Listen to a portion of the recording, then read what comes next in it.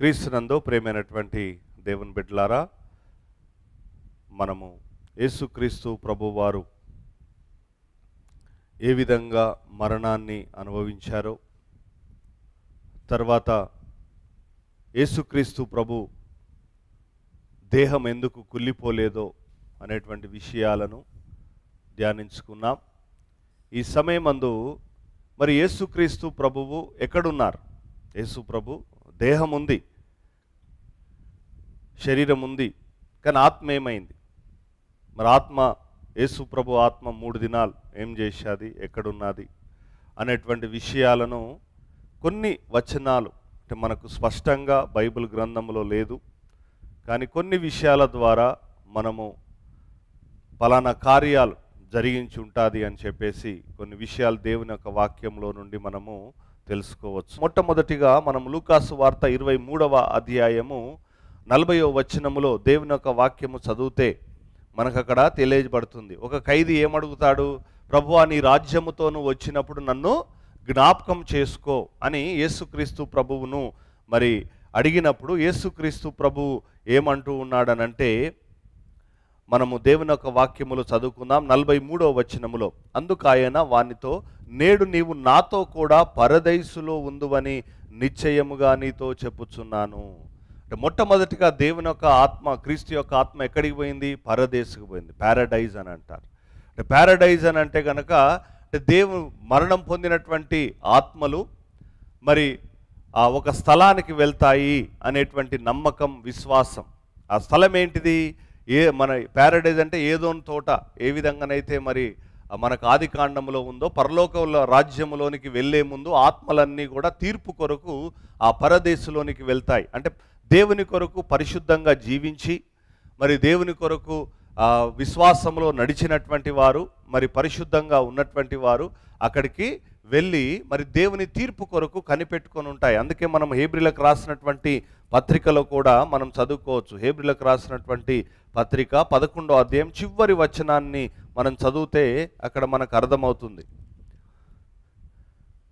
హెబ్రీలకు రాసిన పత్రిక 11:39వ వచనం, వీరందరూ తమ విశ్వాసము ద్వారా సాక్ష్యము పొందిన వారైనను మనము లేకుండా సంపూర్ణులు కాకుండు నిమిత్తము దేవుడు మన కొరకు మరి శ్రేష్టమైన దానిని ముందుగా సిద్ధపరిచెను గనుక వీరు వాగ్దాన ఫలము అనుభవింపలేదు.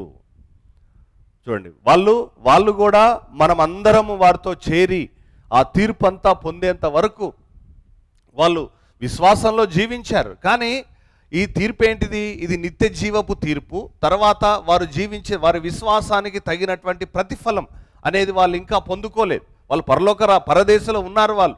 కానీ ఆ తీర్పు దినమున ఇగో ప్రతి వాని క్రియల చొప్పున సిద్ధపరచు బహుమానము నా యొద్ద ఉంది. ఆ తీర్పు జరిగినప్పుడు దేవుడు మనము చేసినటువంటి విశ్వాస క్రియలకు ప్రతిఫలాన్ని మనకిస్తాడు.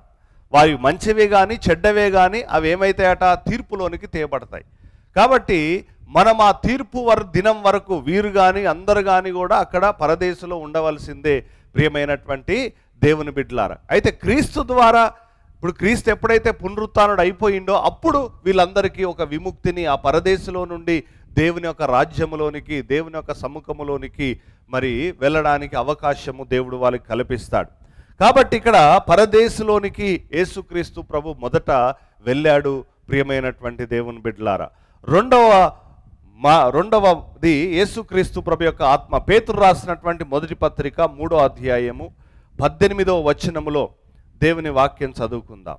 పేతురు రాసినటువంటి మొదటి పత్రిక 3:18, ఏలైనగా మనలను దేవుని యొద్దకు తెచ్చుటకు అనీతిమంతుల కొరకు నీతిమంతుడైన క్రీస్తు శరీర విషయములో చంపబడియు ఆత్మ విషయంలో బ్రతికింపబడి పాపముల విషయంలో ఒక్కసారే శ్రమపడెను.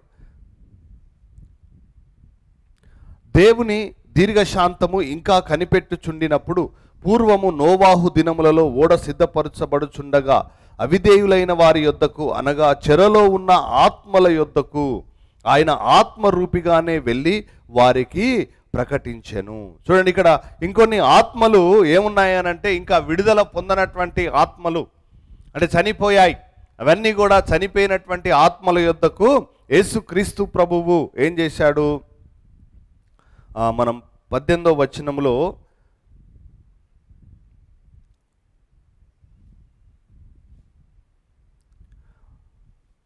క్రీస్తు శరీర విషయంలో చంపబడి ఆత్మ విషయంలో బ్రతికింపబడి, ఆత్మ విషయంలో యేసుక్రీస్తు ప్రభు బ్రతికి ఉండి ఎక్కడికి పోయాడు? ఆ యొక్క అవిధేయులైన వారి యొద్దకు, అనగా చెరలో ఉన్న ఆత్మల యొద్దకు ఆయన ఆత్మరూపిగానే వెళ్ళి వారికి ప్రకటించెను. అంటే ఇక్కడ ఎందుకు, ఏం ప్రకటించాడు? మరి ఒక మనిషి చనిపోయిన తర్వాత సువార్త ప్రకటిస్తే ఏం లాభం? కాబట్టి క్రీస్తునందు ప్రియమైనటువంటి దేవుని బిడ్డలారా, ఇక్కడ యేసుక్రీస్తు ప్రభువు ఆ యొక్క ఆత్మల యొద్దకు వెళ్ళాడు. ఎందుకు వెళ్ళాడు అంటే, మనిషి అనేకమైనటువంటి దేవునికి విరోధమైనటువంటి ప్రశ్నలు ఆ ఆత్మలు ఏం చేస్తాయి? ఇప్పుడు ఉదాహరణకి మనం చెప్పాం కదా, ఒక మనిషి ధర్మశాస్త్రము లేకుండా తీర్పు తీర్చబడతాడు. అంటే తన మనస్సాక్షే తనకు తీర్పు. ఒకడు ధర్మశాస్త్రము కలిగినటువంటి వాడు ధర్మశాస్త్రం మూలముగా తీర్పు తీర్చబడతారు. కాబట్టి మనం అనుకుంటాం, మనం ప్రశ్నలు వేస్తూ ఉంటాం, మరి యేసుప్రభు నమ్మనటువంటి వాళ్ళు ఎట్లా, తెలుసుకున్నటువంటి వాళ్ళు ఎట్లా, మరి యేసుప్రభు పుట్టక ముందు వాళ్ళ ఆత్మలు ఎడిపోతాయి, ఎక్కడ పోతాయి, తర్వాత మరి యేసుప్రభు పుట్టిన తర్వాత అయినా కూడా మరి కొంతమంది యేసుప్రభు సువార్త వినలేదు కదా, వాళ్ళు చచ్చిపోయినారు కదా, వాళ్ళ జీవితం ఎట్లా, వాళ్ళకి ఎట్లా పోతారు అని ఇలాంటి ఎన్నో ప్రశ్నలకు ఆ ఆత్మ వెళ్ళి ఏం చేస్తూ ఉన్నది? అక్కడ దేవుని యొక్క సువార్తను ప్రకటిస్తూ ఉంది. మరి వాళ్ళు అక్కడ సువార్త విని పరలోకం పోతారా? పోరు.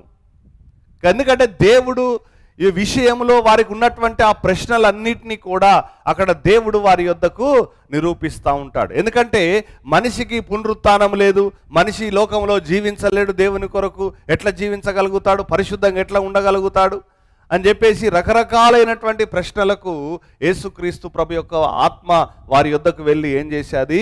ఇదిగో నేను జీవించాను, మీరు చూడండి అని. అప్పుడు వాళ్ళు ఇక దేవుణ్ణి విమర్శించలేరు, దేవుణ్ణి వ్యతిరేకంగా మాట్లాడలేరు. ఎందుకంటే దేవుడు నిరూపించాడు కాబట్టి క్రీస్తునందు ప్రియమైనటువంటి బిడ్డలారా. ఎందుకంటే ప్రతి మనిషిని దేవుడు శిక్షించడానికి ఒక కారణం ఉండాలి.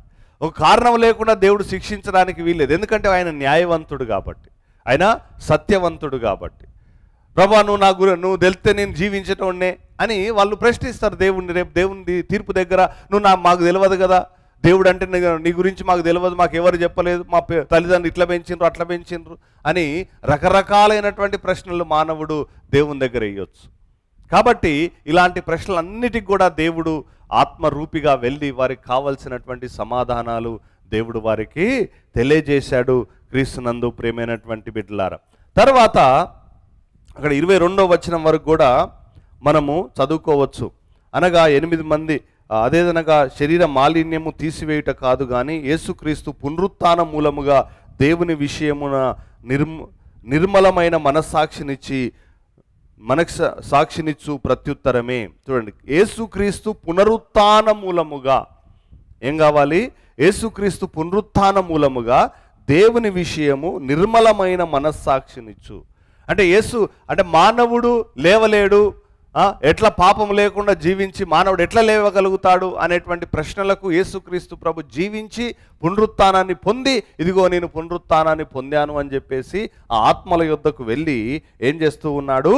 వారందరి మనస్సాక్షులకు ప్రత్యుత్తరాన్ని చూపెడతా ఉన్నాడు. ప్రియమైనటువంటి దేవుని బిడ్డలారా, ఆయన పరలోకమునకు వెళ్ళి దూతల మీదను అధికారుల మీదను శక్తుల మీదను అధికారం పొందిన వాడై దేవుని కుడి పార్శ్వమున ఉన్నాడు.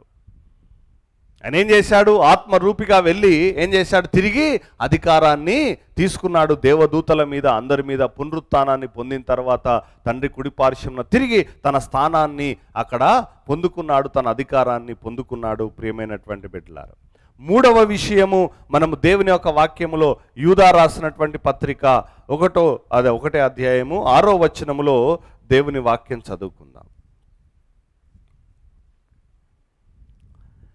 మరియు తమ ప్రధానత్వమును నిలుపుకొనక తమ నివాస స్థలమును విడిచిన దేవదూతలను మహాదినము జరుగు తీర్పు వరకు కట్టిక చీకటిలో నిత్య పాశములతో ఆయన బంధించి భద్రము చేసెను. ఏం చేశాడు? ఆ యొక్క తమ ప్రధానత్వం నిలుపుకున్నటువంటి ఆ నివాస స్థలాన్ని కోల్పోయినటువంటి వాటి అన్ని సైతాను శక్తులను దేవుడు ఏం చేశాడు? బంధించాడు. అందుకే ప్రకటన గ్రంథంలో మనకేముంటుంది? అది ఆ దినము కొరకు విడవబడుతుంది. అంటే ఆ దినమున దాని సంఖ్యలు తీసివేయబడి అది ఆ మహాఘట సర్పము తిరిగి ఆ బంధకాల నుంచి విడుదల పొందుతుంది. కాబట్టి ఇక్కడ యేసుక్రీస్తు ప్రభు ఏం చేశాడు? దాన్ని బంధించి పెట్టాడు అన్నట్టు. ఎందుకు? ఆయన పునరుత్థానము ద్వారా, ఆయన విజయము ద్వారా, ఆయన శిలువ మరణము ద్వారా ఆయన శక్తిని, అధికారాన్ని పొందుకున్నాడు. కాబట్టి ఎందుకనంటే అక్కడ ఆ అవ్వను మోసం చేసింది కాబట్టి దానికి అధికారం ఎక్కువ వచ్చేసింది, అది ఆధిపత్యాన్ని తీసుకున్నది. కానీ ఇప్పుడు దేవుడు ఏం చేశాడు? ఆ యొక్క దేవుని చిత్తాన్ని నెరవేర్చడం ద్వారా, మరి ధర్మశాస్త్రాన్ని నెరవేర్చడం ద్వారా, పరిశుద్ధమైనటువంటి పాపము లేనటువంటి జీవితాన్ని జీవించడం ద్వారా, మరి ఆ దేవుని గొర్రెపిల్లగా శిలువ మరణాన్ని పొందుట ద్వారా శ్రమను, పాపాన్ని, ఈ లోకములో ఉన్నటువంటి సైతాన్ను జయించి తిరిగి ఆ సైతాను మీద అధికారాన్ని, ఆధిపత్యాన్ని పొందుకొని దాన్ని ఏం చేశాడు? బంధించి ఉంచాడు. ప్రియమైనటువంటి బిడ్డలారా, మరి దాని తర్వాత దాన్ని అక్కడ దేవుని వాక్యములో కటిక చీకట్లో నిత్య పాశములతో మనం చదివాం కదా, మరణ పాశాలు అంటే అవి ఒక రకమైనటువంటి ఆ మనిషిని బంధించేటువంటి కార్యాలు. అందుకే దేవుడు కూడా ఏం చేశాడు? వాటిని బహు బలముగా బంధించి పెట్టాడు. ఎందుకంటే మానవుల మీద దాని అధికారాన్నిగా చూపకుండా ప్రకటన గ్రంథములో చివరిగా అంత్యకాలములో మళ్ళీ దానికి ఆ విడుదల అనేది దేవుడు ఇస్తాడు. తర్వాత దాన్ని నాశనము చేస్తాడు. ప్రియమైనటువంటి బిడ్డలారా, ఎందుకంటే ఆత్మలన్నింటినీ ఆయన రక్షించాలి కాబట్టి. తర్వాత మనం దేవుని యొక్క వాక్యములో ఎఫెసీలకు రాసినటువంటి పత్రిక 4వ అధ్యాయము 8వ వచనం, అందుచేత ఆయన ఆరోహణమైనప్పుడు చెరగా పట్టుకొని పోయి, చూడండి, చెరగా పట్టుకొని పోయి మనుషులకు ఈవులను అనుగ్రహించనని చెప్పబడి ఉన్నది. ఆయన ఆరోహణం అంటే దేవుని యొక్క ఆత్మ వెళుతున్నప్పుడు ఆయన ఏం చేశాడు? ఆ యొక్క దేవుడు చెరగా పట్టుకొని మరి దానికి మనుషులకు ఏం చేశాడు? మంచి ఈవులను అనుగ్రహించాడు. తర్వాత ఆరోహణం ఆయన అనగా ఆయన భూమి యొక్క క్రింది భాగములకు దిగననియు అర్థమిచ్చు. భూమి యొక్క క్రింది భాగాలకు, పాతాళానికి ఆయన దిగి వెళ్ళాడు. మరి ఎందుకు వెళ్ళాడు దిగి పాతాళానికి యేసు ప్రభు? ఓ కారణం ఏందనంటే విజయం. దేవుడు ఏం చేస్తా ఉన్నాడు? పరలోకమందున్న తండ్రి ఆయనను విజయోత్సవముతో పరదేశంలో తిప్పుతున్నాడు, పరలోకంలో తిప్పుతున్నాడు, చివరికి ఎక్కడ కూడా తిప్పాడు? నరకములో, పాతాళములో కూడా. చూడండి, ఇదిగో నా కుమారుడు గెలిచాడు, నా కుమారుడు జీవించాడు, నా కుమారుడు పరిశుద్ధంగా జీవించి చనిపోయాడు, సిలువలో తిరిగి మరణాన్ని గెలిచాడు అని చెప్పేసి ఆ యొక్క పాతాళములో ఆ ఆత్మలన్నిటికీ చూపెడతా ఉన్నాడు దేవుడు. ఆ జయోత్సవమును జరుపుకుంటున్నారు. మనం తర్వాత చదువుకుంటాం కొలస్సీలో మరి 2వ అధ్యాయం 15వ వచనములో. తర్వాత ఇక్కడ దిగినవాడే తానే సమస్తమును నింపునట్లు ఆకాశ మండలం అన్నిటికంటే మరి పైకి ఆరోహణమైన వాడై ఉన్నాడు. క్రింది భాగాలకు దిగిపోయినటువంటి దేవుడు. మరి అక్కడ దిగిపోయినటువంటి యేసుక్రీస్తు ప్రభువు ఏం చేశాడో మనము ఒక మాట కొలస్సీ 2:15 చదువుకుందాం. కొలస్సీలు 2వ అధ్యాయము 15వ వచనములో కింది భాగం చదువుకుందాం. మిమ్మును జీవింపజేశాను, ఆయన ప్రధానులను అధికారులను నిరాయుధులనుగా చేసి శిలువ చేత జయోత్సవముతో వారిని పట్టి తెచ్చి బాహాటముగా వేడుకకు కనుపరిచెను. వేడుక చేసుకున్నాడు యేసుక్రీస్తు ప్రభువు. ఎక్కడ? ఎందుకంటే సైతాన్ అప్పటిదాకా ఏం చేసింది? సైతాను నాదే విజయము, నేనే గెలుస్తానా, నిన్ను సిలువేపిస్తానా, అవమానపరుస్తానా అని భయంకరంగా మరి సైతాను ఏం చేశాది? ఆ యొక్క యేసు ప్రభును హింస పెట్టాది మనుషుల్లో ఉండి. అందుకే యేసుక్రీస్తు ప్రభు ఆ మరణాన్ని పొంది ఎక్కడికి పోయిందంటే ఆ యొక్క శత్రువైనటువంటి సైతాన్ ఆ పాతాళములో ఉన్నటువంటి ఆ దురాత్మల దగ్గర పోయి, ఇదిగో చూడు జయోత్సవము నాకు పొందింది అని చెప్పి జయోత్సవాన్ని అక్కడ జరుపుకున్నాడు. ప్రియబిడ్డలారా, పరలోకములో, భూలోకములో, తర్వాత పరదేశులో, పాతాళములో అన్నిట్లో తన కుమారుడైనటువంటి యేసుక్రీస్తు ప్రభు జయోత్సవాన్ని తండ్రి వేడుకగా చేస్తూ ఉన్నాడు. చూడండి, అక్కడ వేడుకగా కనుపరిచెను అని దేవుని యొక్క వాక్యం సెలవిస్తుంది. తర్వాత చివరిగా మరి యేసుక్రీస్తు ప్రభు చేసినటువంటి పని ప్రకటన గ్రంథం 1వ అధ్యాయము 18వ వచనము, నేను మొదటివాడను కడపటివాడను జీవించువాడను మృతుడనైతిని గాని ఇదిగో యుగయుగములు సజీవుడనై ఉన్నాను, మరియు మరణము యొక్కయు పాతాళ లోకము యొక్కయు తాళపు చెవులు నా స్వాధీనములో ఉన్నవి. పాతాళం పోయి ఏం చేసిండు? ఇదిగో గెలిచానని చూపెట్టేసి పాతాళంకి మంచిగా పెట్టి డోర్ వేసేసి లాకేసి తాళం తీసుకొని వచ్చేసిండు యేసుప్రభు. అప్పటిదాకా ఏంది? పాతాళం నోరు తెరిచి విశాలంగా తెరిచి అందరినీగా తలుపులు మూతలేరు. ఎప్పటిదాకా 4000 సంవత్సరాల తలుపులు తెరిచే ఉన్నాయి. ఎట్లా అక్కడ ఒక గేట్ తెరిచి ఉంటుంది ఎప్పటికీ, డే అండ్ నైట్ 24 hours. అట్లా ఏంటంటే ఇక్కడ కూడా పాతాళంలో ఏమున్నది? ఎప్పుడు తెరిచే ఉన్నది. అందుకే యేసు ప్రభు మరణాన్ని గెలిచిన తర్వాత ఏం చేశాడు? ఇక ఈ పాతాళం ఎవరు పోవద్దు, నేను పోతా నరకం అంటే కూడా ఎవరు నేను పోనీయా అని యేసు ప్రభు ఏం చేశాడు? దానికి పోయి మొత్తం ఇగో గెలిచానని చెప్పేసి దాన్ని తలుపులు పెట్టేసి తాళం పెట్టి తాళం తెచ్చుకున్నాడు. అంతే యేసు ప్రభు అధికారాన్ని ఏం చేశాడు? ఇప్పుడు అధికారం తన స్వాధీనంలో తీసుకొని వచ్చుకున్నాడు.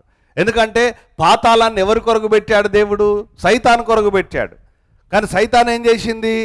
దాన్ని ఆ అవ్వను పడేయడం ద్వారా మరి అవకాశం కలిగి పాతాళంలోనికి అనేకులను నడిపించాది. ప్రియమైనటువంటి దేవుని బిడ్డలారా, అనేకులను ఆ పాతాళంలోనికి తీసుకొని వెళ్ళిపోయాది.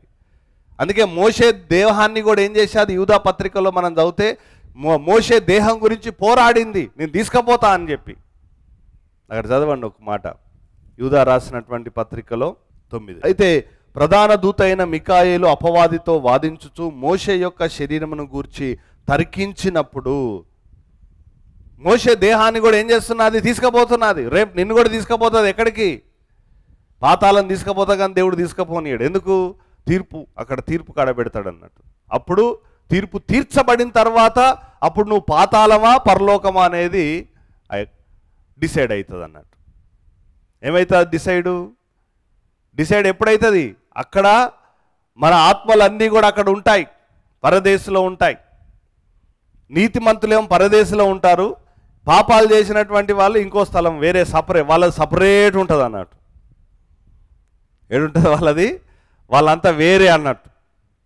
ఏది? గొర్రెలు మేకలు గుంపులు వేరు చేసినట్టు దేవుడు బుద్ధిగల కన్యకలను బుద్ధి లేని కన్యకలను వేరు చేసినట్టు అట్లా వాళ్ళను వేరే స్థలాల్లో ఉంచుతాడు దేవుడు. కాబట్టి ఇలాంటి 2 స్థలాల్లో మరి పాతాళాన్ని ఎవరిని పడేయడు దేవుడు. ఇప్పుడు నరకం, మనిషి చచ్చిపోగా నరకం పోడు. ఇప్పుడు ఎందుకు పోడు? ఏమున్నాయి? తాళాలు వేసాడు దానికి. తీర్పు తీర్చబడిన తర్వాత మనకు 19వ అధ్యాయం ప్రకటన గ్రంథంలో ఆ ధవల సింహాసనం మీద దేవుడు కూర్చొని తీర్పు తీర్చినప్పుడు అప్పుడు నిన్ను పాతాళంలో పడేయాలనా, నీ జీవితం ఏంటిది? పరలోకం తీసుకుపోయి బహుమానాలతో నింపబడాలనా? ఇది మృతుల అది 2వ పునరుత్థానము, తర్వాత 2వ మరణం. ఇది మొదటి మరణం, తర్వాత 2వ మరణం ఎక్కడ? నరకములో. అగ్ని ఆరదు, పురుగు చావదు. కాబట్టి ఇక్కడ దేవుని వాక్యములో పాతాళము ఏం చేశాడు దేవుడు? మరణానికి పాతాళానికి 2. ఏ మరణము? 2వ మరణం. ప్రకటన గ్రంథం 20వ అధ్యాయం 11వ వచనం. మరియు ధవలమైన మహాసింహాసనము దాని యందు ఆసీనుడయ్యున్న ఒకరిని చూచితిని. భూమి ఆకాశములు ఆయన సముఖము నుండి పారిపోయెను, వాటికి నిలువ చోటు కనబడకపోయెను. మరియు గొప్పవారేమి కొద్దివారేమి మృతులైన వారందరూ ఆ సింహాసనం ఎదుట నిలువబడినుట చూచితిని. అప్పుడు గ్రంథములు విప్పబడెను, మరియు జీవ గ్రంథమును వేరొక గ్రంథం విప్పబడెను. ఈ గ్రంథముల యందు వ్రాయబడిన వాటిని బట్టి తమ క్రియల చొప్పున మృతులు తీర్పు పొందిరి. కాబట్టి ఇప్పుడు నువ్వు పాతాళం పోవు. మరి పాతాళం పోతలేవని సంకలు ఎగరేసుకుంటా ఎగరకు దునుకకు. ఏమున్నది? నీ పుస్తకాలు, నీ చరిత్ర అంతా రాసి ఉన్నది. కొంతకాలం పోయేమో, తర్వాత ఉంటుంది. అందుకే ఈ లోకములో మనం మంచిగానే జీవించవచ్చు, లేకపోతే పాపాలు చేసి కూడా మనం హాయిగా ఉండొచ్చు, బతకొచ్చు. ఇప్పుడు సౌలు పాపం చేశాడు, రాజుగా ఉండలేదా? 40 సంవత్సరాలు రాజరికం చేశాడు. ఎంతోమంది చెడ్డ రాజులు కూడా పరిపాలన చేశారు. అంటే ఈ లోకములో నువ్వు చెడ్డవాడిగా ఉండి కూడా మంచిగా హాయిగా బతకవచ్చు, సుఖంగా జీవించవచ్చు. అబద్ధాలు ఆడి, మోసాలు చేసి, దొంగతనాలు చేసి, వ్యభిచారాలు చేసి, సంపి, అనేక పాపాలు చేసి కూడా బయట అందరి ముందు మంచివాడిగా నువ్వు ఉండొచ్చు. మంచిగా అన్నీ నీకు కావాల్సినవి అన్నీ ఉంటాయి. కానీ ఆ 2వ తీర్పు ఉంటుందే, అక్కడ ఆడ నిలబడ్డప్పుడు ఈ కథ, నీ కథ అంతా బయటపడుతుంది, నీ స్టోరీ అంతా బయటపడుతుంది. ఏం బయటపడుతుంది అక్కడ? ఏం బయటపడుతుందంటే గ్రంథాలు విప్పబడతాయి. చూడండి, అప్పుడు గ్రంథములు విప్పబడెను మరియు జీవ గ్రంథమును. గ్రంథాలు, ఏ గ్రంథాలు? జీవ గ్రంథము, వేరొక గ్రంథం.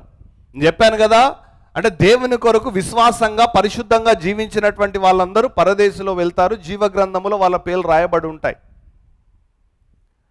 కాబట్టి ఆ జీవ గ్రంథములో మరి ఉన్నటువంటి పేర్లు ఎవరైతే ఉన్నాయో పరదేశకి వెళ్ళిపోతారు వాళ్ళు. కానీ ఎవరి పేర్లు జీవ గ్రంథం అందు ఉండవో వాళ్ళందరూ తీర్పు కొరకు భద్రపరచబడతారు. ఆ వేరొక గ్రంథము విప్పబడుతుంది. ఆ గ్రంథము యందు వ్రాయబడి ఉన్న వాటిని బట్టి తమ క్రియల చొప్పున మృతులు తీర్పు పొందురు. సముద్రము తనలో ఉన్న మృతులను అప్పగించును, మరణమును పాతాళ లోకమును. చూడండి, మరణమును, సముద్రములో ఉన్న మృతులు, మరణమును పాతాళములో వాటి వశములోనున్న మృతుల నప్పగించును. వారిలో ప్రతివాడు తన క్రియల చొప్పున తీర్పు పొందెను. మరణమును, మృతుల లోకమును అగ్నిగుండములో పడవేయబడును. ఈ అగ్నిగుండము రెండవ మరణం. ఏంటిది? రెండవ మరణం. అప్పుడు ఆ రెండవ మరణం ఏంది? ఆ అగ్నిగుండములో ఇక నువ్వు సచ్చేదాకా ఇక నువ్వు కాల్తూనే ఉంటావు. ఎందుకు అంటే ఆత్మకు మరణం లేదు. ఆత్మకేమి లేదు? మరణం లేదు. ఇప్పుడు ఈ భూమి మీద ఉన్నటువంటి వాటిని నశింపజేయొచ్చు, అంటే డిస్ట్రాయ్ చేయొచ్చు. మనం ఏం చేయొచ్చు? ఇప్పుడు ఈ కంప్యూటర్ ఉంది, పలగొట్టొచ్చు, అగ్ని లేసి కరగబెట్టొచ్చు, కింద వారబోయొచ్చు, మొత్తం చూర్ణం చేయొచ్చు. అంటే దీన్ని ఏంటి? నాశనం చేయొచ్చు. ఒక వస్తువును నాశనం, ఈ శరీరాన్ని ఏం చేయొచ్చు? నాశనం చేయొచ్చు. ఇట్లా ఈ భూమి మీద ఉన్నటువంటి వాటిని ఏం చేయొచ్చు? మనము వాటిని నశింపజేయవచ్చు, కానీ ఆత్మను నశింపజేయలేవు. ఎందుకు? దేవుడు ఆ ఆత్మను నశింపజేయకుండా దానికి ఆ శక్తిని ఇచ్చాడు. కాబట్టి అది నాశనం కావాలంటే ఎక్కడ నాశనం అవుతుంది? ఆ అగ్నిగుండములో. దేవుడు అగ్ని గంధకాలతో పెట్టినటువంటి ఆ అగ్నిగుండంలో ఉంటుంది చూడు, అక్కడ దాన్ని నాశనం చేయగలవు. ఇప్పుడు ఇనుమును కరగదీయాలంటే పొయ్యి మీద కరుగుతుందా? ఏం కావాలి దానికి? బాగా వేడి కావాలి. అంటే దానికి బాయిలింగ్ పాయింట్స్ అంటారు. కొన్ని పదార్థాలు, అల్యూమినియం కానీ, బంగారం కానీ, తర్వాత ఇత్తడి కానీ, రాగి కానీ, తర్వాత ఇనుము కానీ, తర్వాత అద్దము కానీ, ఇవన్నీ ఒక్కొక్క రకమైనటువంటి వేడి.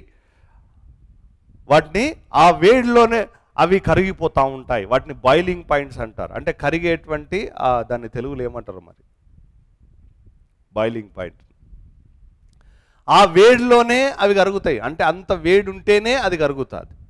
కాబట్టి ఆత్మకు ఎంత పాతాళములో అగ్నిగంధకాలతో గాల్తే కానీ దానికి మరణం రాదన్నట్టు. అందుకనే ఈ రెండవ మరణములో దేవుడు అప్పుడు తీర్పు తీరుస్తాడు. అప్పటిదాకా ఏ ఆత్మను పాతాళానికి పోనీయడు, ఏ మరణానికి దాన్ని అప్పజెప్పడు, అగాధానికి దేవుడు అప్పజెప్పడు. క్రీస్తునందు ప్రియమైనటువంటి బిడ్డలారా, కాబట్టి ఈరోజు మరి అందుకే చాలాసార్లు మనం పలాని వాళ్ళు చనిపోయిన తర్వాత కనపడ్డరు, నాకు కనపడ్డరు అంటే కనపడతారు, కానీ ఎప్పుడు కనపడకుండా పోతారు? ఇక వాళ్ళు పాతాళం పోయినానికి కనపడరు. ఇక ఎప్పుడు తీర్పు అయిపోయిన తర్వాత, అదంతా ఈ భూమిని నాశనం చేసిన తర్వాత జరిగేటువంటి కార్యం అది. అప్పటిదాకా ఎవ్వరికి తీర్పు జరగదు. కాబట్టి అప్పటిదాకా దేవుడు ఏం చేశాడు? పాతాళాన్ని, మరణాన్ని బంధించి పెట్టి ఈ 3 దినాలు దేవుడు చేసినటువంటి కార్యం. మొదటి పరదేశంలోకి వెళ్ళాడు, తర్వాత ఆ బంధించబడిన ఆత్మల యొద్దకు వెళ్ళి ప్రకటన చేశాడు, తర్వాత మరి ఆ సాతాన్ను బంధించాడు, తర్వాత మరి ఆ యొక్క భూమి యొక్క అగాధ భాగంలోనికి వెళ్ళాడు. అక్కడ ఉన్నటువంటి వాటి అధికారాలను అన్నింటిని బంధించి తండ్రి కుడిపార్శ్వమున కూర్చున్నాడు. తండ్రి వేడుకగా చేస్తూ ఉన్నాడు. అన్ని అధికారాలు ఆయన పొందుకున్నాడు. ప్రియబిడ్డలారా, చివరిగా ఆ నరకానికి, మరణానికి, ఆ పాతాళానికి తాళం వేశాడు. ఈరోజు మరి ఇలాంటి కార్యాల తర్వాత యేసుక్రీస్తు ప్రభు మళ్ళీ ఆయన ఆత్మ తన దేహం దగ్గరికి వచ్చినప్పుడు ఆ దేహం కుళ్ళిపోలేదు. ఆ దేహంలోనికి ఆత్మ ప్రవేశించి తిరిగి యేసుక్రీస్తు ప్రభు ఆదివారం పెందల కాడనే పునరుత్థానమై, అంటే మహాశక్తితో, ఇప్పుడు దైవ శక్తితో ఆయన లేచాడు. ఇంతకుముందు ఈ లోకంలో దేవుని యొక్క ఆత్మశక్తి ద్వారా మామూలుగా మానవుడు ఏ విధంగానైతే దేవుని శక్తితో నింపబడి దేవుని కార్యాలు చేయగలుగుతాడో, ఇప్పుడు యేసుక్రీస్తు ప్రభువు దైవ శక్తి, పునరుత్థాన శక్తి, అంటే మరణాన్ని గెలిచినటువంటి శక్తితో ఇప్పుడు యేసుక్రీస్తు ప్రభు ఈ లోకంలోనికి మనందరికీ ప్రత్యక్షమై మనల్ని నడిపిస్తూ ఉన్నాడు.